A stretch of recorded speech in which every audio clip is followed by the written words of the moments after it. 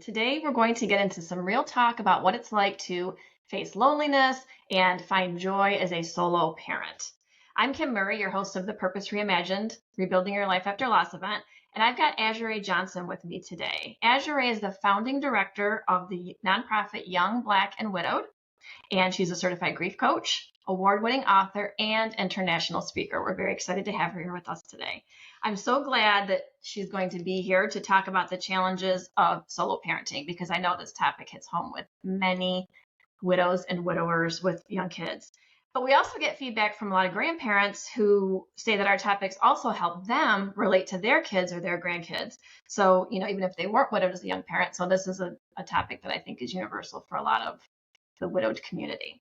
So welcome, Azure. We're glad to have you here with us today. And I'm hoping to start just with a brief overview of how you became a widow. What happened when your husband died? As she said, my name is Azure Johnson Redmond, and I'm so happy to be here. I was actually widowed by lung cancer in 2017.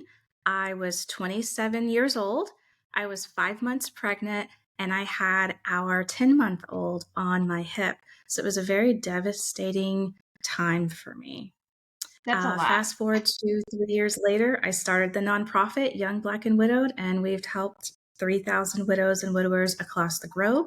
And also, we support people of all races, nationalities, faiths, religions, and ages.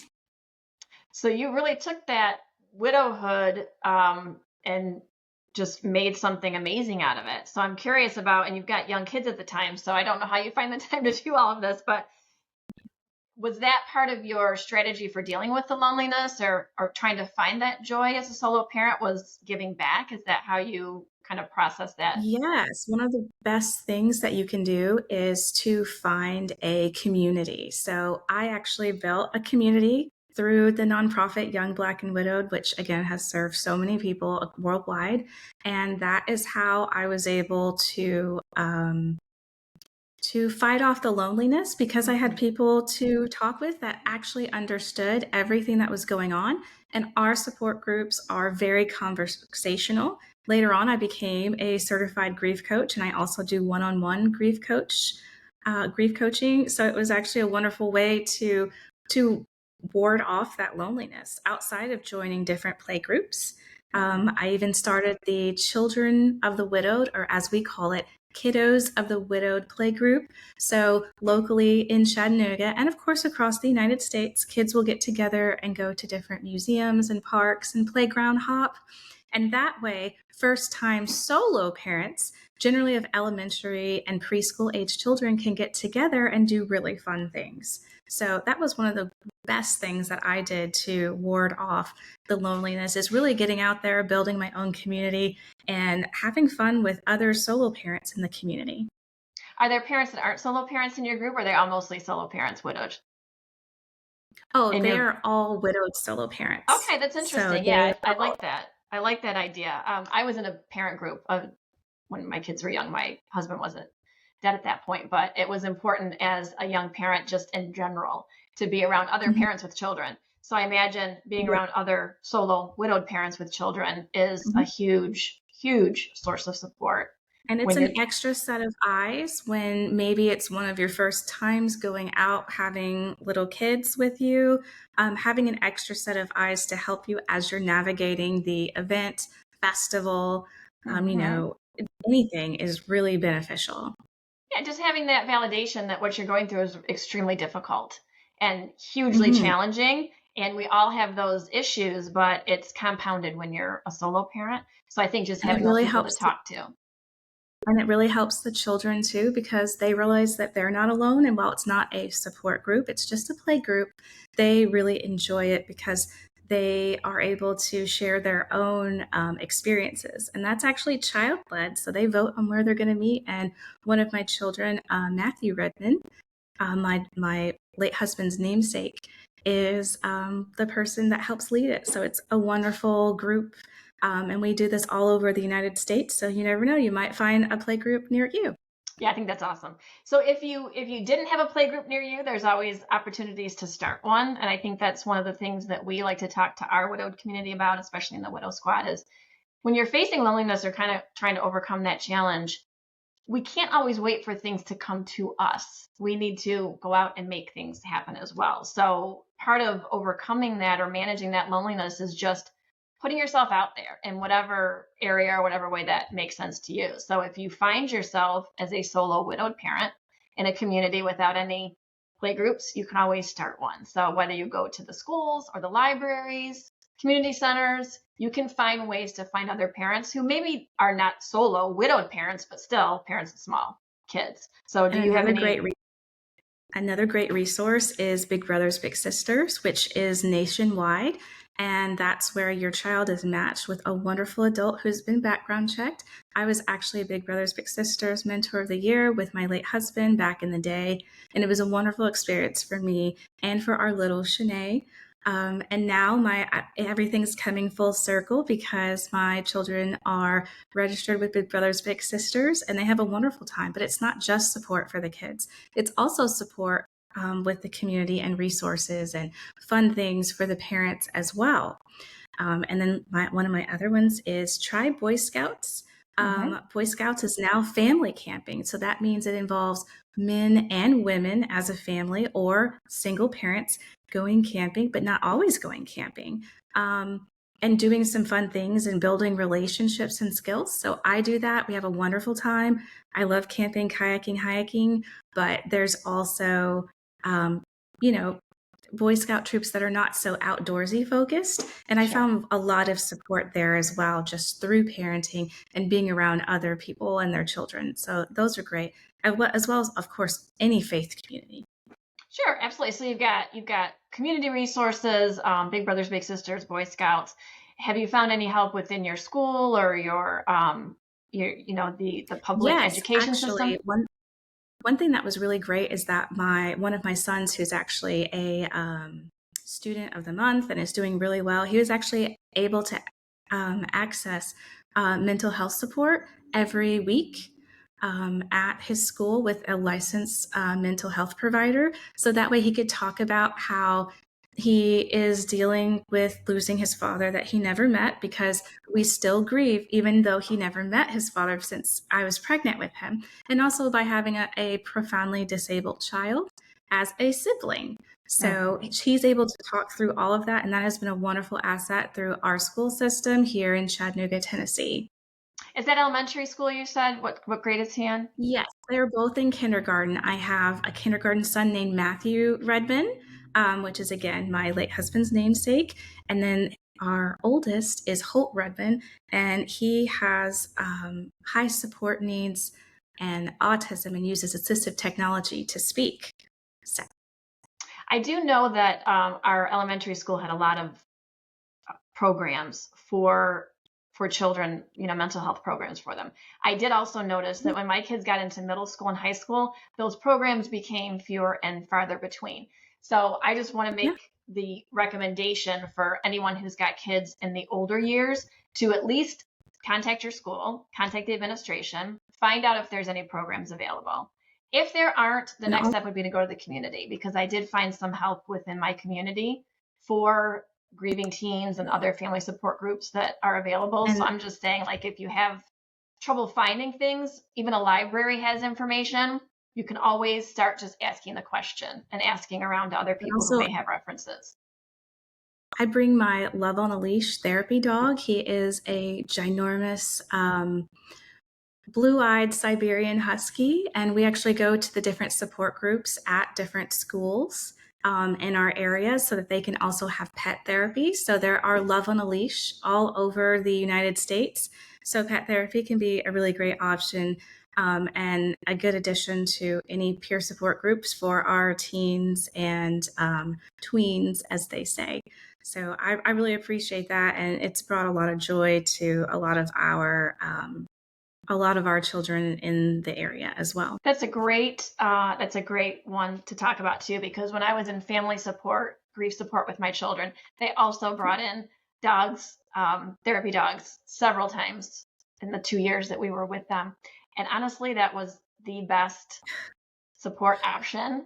The best night of grief that the kids ever had was when those dogs were there. So I think that's a Yeah, great and he resource. also visits mental health hospitals like Park Ridge Valley Children's Hospital and Moccasin Bend recovery centers, but mostly tons and tons of schools across Hamilton County. That's awesome. I love that. And so we're talking a lot about, loneliness and trying to put yourself out there and get involved in the community. It doesn't have to be Mhm. something major. It could be finding a friend. It could be finding, a few friends. But as far as the, And trying sparking, something new. try something new, just getting yourself Mhm. out there. You have to get out of your house. And I think the important thing is when you have the children is you're modeling for them what it's like to Yeah. live with your grief, right? So you are grieving, but you still are living. So we have to kind of show our kids that it's okay to be sad. It's okay to grieve. It's okay to have all those feelings, but it's also okay to find some joy, find some happiness, play, whatever the case may be. So what are you finding is your resources for the joyful part? Because this is very heavy. Death is very heavy. Yeah. Solo parenting is very Well, one heavy. How do you find those moments of joy? You're giving back, and I understand that. That's phenomenal, and that brought me a lot of joy when I started working with widows too. Is that part of what the joyful process is for you, or what other things do you do? Yeah, well, one of the things that I do is practice a lot of self care, but another thing is actually travel. So I enjoy going to Soaring Spirits Yes. International's Camp Widow, and I would say that's probably one of the number one resources and a great place to start. If you've never been before, oh, you're missing out. You get to be, you and I actually both presented on the parenting panel there and also We presented at did. Camp Widow Tampa. We'll We be did. there at Camp Widow San Diego in July. And it's just, if you want to make sure that you don't feel lonely, oh my goodness, being surrounded by people who understand and totally get it is the best place to be, while also learning about ways that you can, improve your life. So that was a really great catalyst. I hope to go every year. And on top of that, they have at San Diego and in the future too, they have Camp Widow Kids. So you can actually go as a family and bring your kids to Camp Widow. And not only do they get to do really fun play based things like going to the zoo of San Diego, et cetera, but you also get time to yourself too. So to me, that is the best version of self care is when you get to go on a trip. You're bringing the kids with you. They're being supported. You're being supported. But also, it's a ton of fun because San Diego also has some amazing things. In fact, after Camp Widow San Diego, young Black and kiddos of the widows are actually going to go to Legoland together. So everyone individually is getting their rooms, et cetera, et cetera. And we're going to go have fun at Legoland because it's very close by, about 30 minutes. So um, I would say that that's probably the best place to start. Next year, they're going to be all over the United States. There's 4 different locations one day, and I just think that's the best place to start. And through that, it is all a form of self-care to get to travel, support yourself, but also support your children. And I can't wait. My special needs child is not able to fly commercially at this time, but my typical kindergartner is. So he's going to go with me to Camp Widow San Diego, and I cannot wait. And again, I'll be on the parenting panel to discuss even more things. That sounds amazing. We had a great time at Camp Widow in Tampa. We had so much fun. And I think the basis of that entire weekend is you get to laugh and you get to have Mhm. fun and you get to make jokes. And sometimes the jokes are, you know, like could be off-putting to other people, but we in the widowed community get it and we understand. So lots of laughter, lots of jokes, lots of friends. That's a great resource. And I think another really good resource are grief camps for kids. So my kids, when Yeah. they were in middle school, starting and all through high school, they went to Camp Kesem. And so this was a camp Mhm. for kids whose parents have or have had cancer. And so they got to be with other kids whose parents were either dealing with cancer or have died from cancer. But when you're talking about self care, when you can send your children to a grief camp, and this one was for a week, they were gone for a week, and then I had some time Mhm. alone for myself, which we know as solo widowed parents, we don't get a whole lot of alone time. So that self care is huge. And there are so many wonderful grief camps around the country that provide that. It may not be a full week, Camp Custom was, Some are just for a weekend, some might just be for overnight. But I think it's worth exploring those options. Did your kids ever? No, you're just kindergarten, so they're probably not old enough Well, to go to yeah, so camps. actually they are just now able of age to go. So that's why this is going to Okay. be their first one. They weren't old enough last year. Yeah, I think it's important to look for those as well. So we can put some, some links and some resource links for those, because I think we have to. The first few years that I was widowed, I did not want to send my kids anywhere. I wouldn't even send them to their grandparents' house, my husband's parents' house, who are wonderful humans and I love them to death.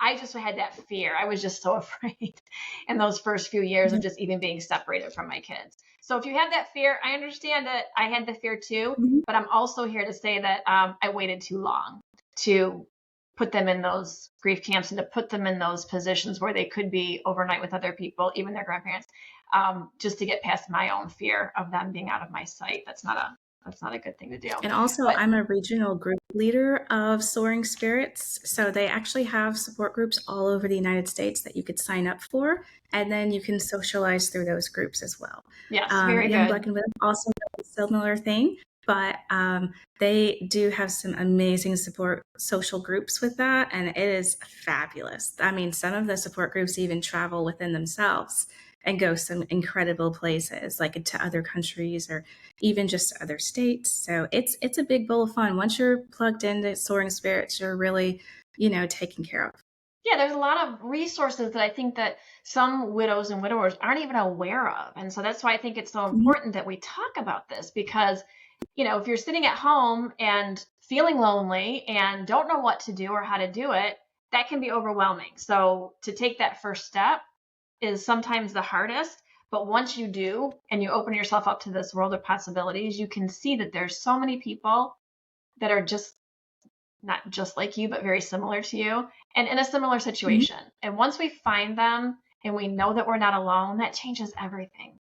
So I just don't Yeah, want anybody and who's listening to feel, alone, like they can't find anybody. There's so many ways to make those connections. yeah, and also my nonprofit, Young Black and Widowed, at www.youngblackWidowed.org, has a number of different programs. So we have a support line, we have multiple support groups going every single week that meet weekly. And then we also have one-on-one grief coaching again. So that's another way to help you along with your journey, is to have access to that. And there will also be an opportunity to earn 50% off of my one-on-one grief coaching that we'll talk about maybe some other time. Awesome. Very good. So what are some of the action steps that widows can take to overcome loneliness or manage their loneliness or find the joy? What are the ones that are sitting back saying, I don't know if this is going to work for me? Can you just give us maybe like one or two or three actionable steps that they could take to get over that hump of reaching Yes. out? Well, first I would look into Soaring Spirits Mm-hmm. and find out when their find out when their national conferences are and see if you're able to attend. For something closer to home, definitely check out our nonprofit, which is all across the United States, so that you can immediately begin talking to people in support groups, as well as my one-on-one grief coaching. I would next try to painstakingly and intentionally pick a new hobby. Mm-hmm. It doesn't have to be something amazing. I don't know, maybe it's stand-up paddleboarding, maybe it's going hiking, but they have groups out there wherever you live, where you can try something new and has nothing to do with being widowed. And maybe that new community has no idea that you're widowed. And it's kind of like a place to be where not everyone's asking, how are you doing, or knows your story, Good but you point. have a chance to really get out there. That's a So good I point. would do that and look for grief camps for your kids, and make sure that you have someone that you can check in with, licensed mental therapist, et cetera, et cetera. Those are great forms of self-care, as well as just getting that babysitter and taking time for yourself and making an effort to put yourself first, Mm-hmm. even though a lot of times we feel like we really can't with our kids and We juggling do all feel of the that self-care. way. So we try to make that point over and over and over again so that it becomes natural. It becomes, Yes. commonplace to put yourself first. It is 100% okay and necessary when you're a solo parent. So do you have any other resources before we wrap up? I'm just curious if you have any other resources that you can think of to help Yes, there's solo actually a parents. wonderful book. There's also a wonderful book for solo parents that Kim and I are a part of. It's called Widowed Parents Unite. Yes. And I am the forward writer and a contributing author to it. It's authored by Jenny Lisk, who is absolutely fabulous. And each week of the month, or each week of the year, you could actually read a story that would connect you to an experience of people who have also had that experience. And it's absolutely wonderful. It's a coffee table read book, so you can just read a little bit, set it down, and just making sure to make connections with people so that you don't feel so alone, and like your story is unique in its own way, but there are other people out there experiencing similar things. And one of the other books that I love is called You're Not Crazy, You're Just Grieving. And that's another great one too, but it's also a great phrase to say, when you're having those intense emotions, the healing process is grief, and you're doing it well, and we want to make sure that we see you thriving and moving forward. So yeah, contact me, contact our nonprofit. Let's get plugged into these different grief support options. Let's get our kids in Big Brothers Big Sisters. Let's attempt Boy Scouts if that's something you're interested in, because having a group or team is really great when trying new things. And then let's do something personal for ourselves, whether that's trying yoga or going for walks, or just anything. Some people go back to school and try new things. There's a multitude of different new things to try, even just playing an instrument. I've had several widows actually decide to try. Yeah, that's the key. Pick one thing. It doesn't have to be major. It doesn't have to be huge. Just one thing to get yourself. Maybe it could be a different recipe of cooking. Some people love that. Just very simple things. Simple. Really. We're just talking simple things. Writing, blogging, journaling, simple things. Right. Simple things. I agree. Those are really good ideas and great resources. And I second Jenny Lisk's book, Widowed Parents Unite, because I am a contributing author, and my business partner, Melissa Pierce, is also a contributing author. So we definitely think that that's a great option. And we wish we would have had something like that when we were first widowed, because we didn't know that other people felt the same way that we did. So I think there's some great podcasts. There's some great podcasts out there too. I almost forgot to say that. There's the podcast, Widowed Parent, or Widowed Parents, the Widowed Parent podcast. There's a million of them. And we even have a podcast called Young, Black, and Widowed for anyone, but it actually goes through a lot of resources. We talk with financial planners and funeral home directors, et cetera, to help you get through those first post-mortem tasks. Fantastic. That's awesome. These resources are going to be so valuable for the people that are listening. I really appreciate you being here today and opening up so much about your experience and your struggles as a solo parent, and just sharing this information so freely. I'm just really grateful that you were willing to come on with us today, and I appreciate talking to you. Thanks so much for being here. Thank you. Thank you so much.